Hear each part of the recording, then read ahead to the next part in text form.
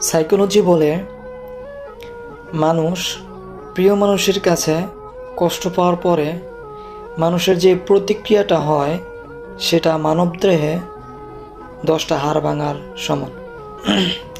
I repeat, মানুষ প্রিয় মানুষের কাছে কষ্ট পাওয়ার পরে মানুষের যে প্রতিক্রিয়াটা হয় সেটা মানবদেহে 10টা হাড় ভাঙার সমান। কেউ একজন পর মানুষ এসে কষ্ট দিয়ে গেল, সেটা মনে থাকে না, কয়েকদিন পরে হয়তো সে ভুলে যায়। কিন্তু একজন আপন মানুষ যাকে আমি মনে জায়গা দিলাম, তাকে আমি চিনি অথবা না চিনি কিন্তু আমার মনে জায়গা দিলাম, সে আমাকে কষ্ট দিল, এই বিষয়টা একজন মানুষ মেনে নিতে পারে না। এই কষ্ট সারা জীবন সে বয়ে যায়,